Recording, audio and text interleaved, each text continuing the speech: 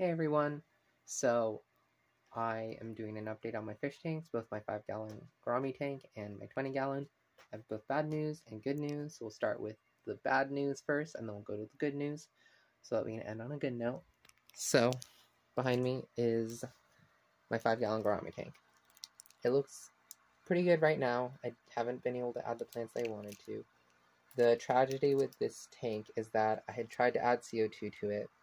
I did not have the bubbler going because it's on a timer, and I don't know what happened in my brain, and I don't know what happened. Well, I know exactly what happened, is that it got really high CO2. I lost one coolie loach in one of my sparkling gouramis. There's only 2 sparkling gouramis. The other 2 coolie loaches in the other sparkling gourami have survived, and they're doing well. I do not currently have CO2 hooked up, because I don't know how it's going to do. If I do, but next time I do, which I might try again, is that, oh sorry, we have a cat here, is that I might try to, I will try to have the bubbler running, but I'm still really nervous. However, here's the 15-gallon. I will try to show off my gourami, but really quickly, this is the CO2 I had in the other tank. That I now am using for that tank. You can see the stream of bubbles coming out of that is very nice. So it's getting some CO2. I also had gotten this CO2 canister, which needs citric acid and baking soda. I made the mistake of just trying to do like baking soda and vinegar and then capping it off, but because the reaction starts so quickly, you can't really do that. The reason the citric acid and baking soda works is because they're solid compounds, so you can stack the baking soda on top of the citric acid, then add water, which won't react with the baking soda, cap it off, then when you shake it up, that's what makes the reaction stay in there and build up pressure. So I didn't think the CO2 was doing much. Obviously, there's still a lot of algae, but one thing I have noticed is with my honey gourami here, you can see very well, faintly on the camera, it's a lot darker in person, is the black band underneath is very visible. That has never shown up when any time I've had, and I believe it's a female.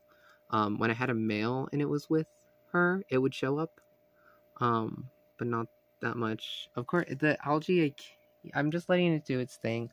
I'm just letting whatever grows, and because I don't have the finances and I can't just fix things with a snap of a finger, I'm taking its time. I had some Carolina fairy moss coming in that ended up coming in on 1 week that it was supposed to be warm here in Maine, and I was excited, and the package came in and it ended up being duckweed.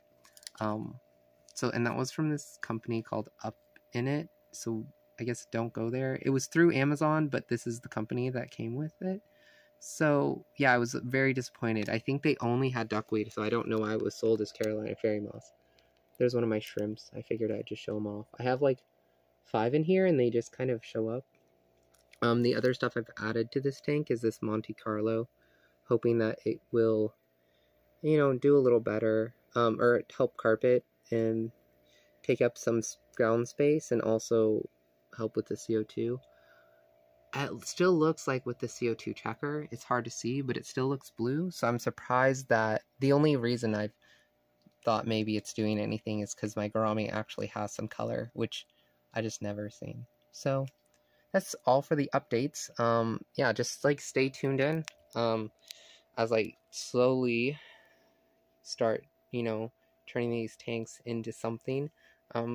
Yeah, it'll probably be quite a long process. The next time I'll be able to order plants will be in 2 weeks, because it's supposed to be cold all throughout February. So yeah, I might do some few things before that. But yeah, stay up to date. Bye.